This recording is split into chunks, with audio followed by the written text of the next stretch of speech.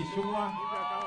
Huyu muungwana amekuwa akinisukuma sana mambo ya hii substation kwa sababu anasema kwake stima inapotea. Sasa mambo yako iko sawa. Asante sana Mheshimiwa Rais. Watu wa Kajiado, enda soma poki. Muriaga.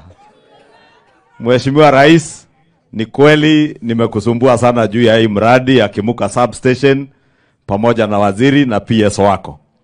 Na last year wakati kama mwezi wa 8 tulikuwa hapa na waziri wakati mradi ilikuwa inaendelea na tukaweka pressure sababu watu wa hapa Kajiado na majirani wetu hapa Kikuyu, sisi hapa kwetu Kikuyu ngambo hii tu ya barabara, ikifika saa 1 jioni stima ilikuwa inazimika. Saa ile tunahitaji mchana, saa ile hatuhitaji stima, iko jioni ikiakishwa inapotea sababu ya overload ya stima.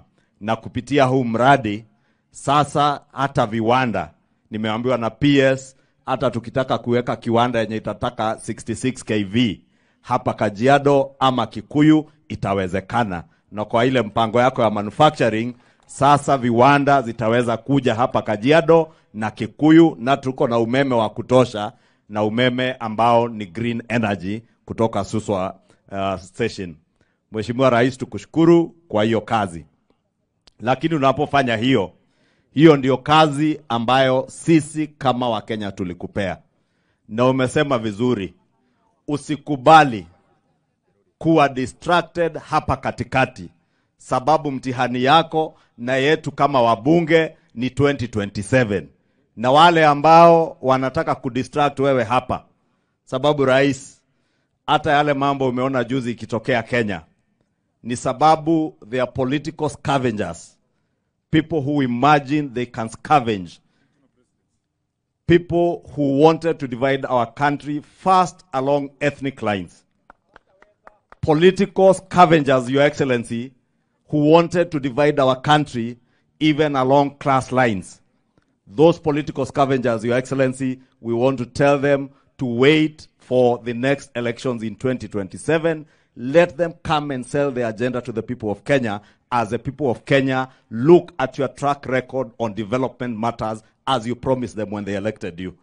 Kwa hivyo Rais, tukiwa hapa Kajiado, Mheshimiwa ndugu yangu Sunguya anajua tunafanya kazi kwa ukaribu sana.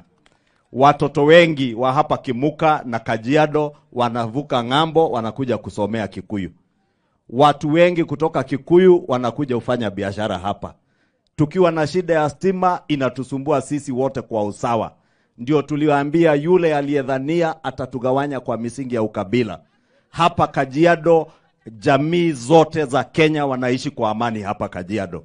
Na Wakenya wamerevuka Rais, hawawezi kukubali kugawanywa kwa misingi ya ukabila.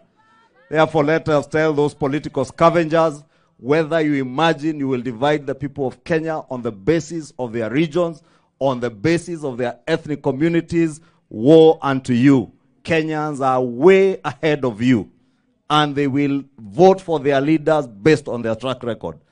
Mheshimiwa Sunguya amesema vizuri Rais, because the same political scavengers are the ones who are inciting members of the public against their members of parliament. And I must take this opportunity to thank Mheshimiwa Sunguya.